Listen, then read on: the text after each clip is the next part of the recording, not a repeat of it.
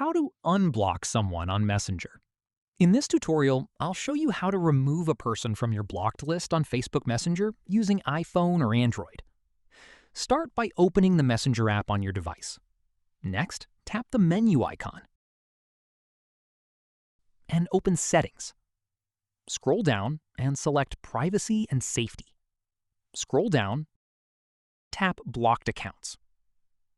Here, you'll see a list of all the people you've blocked on Messenger and Facebook.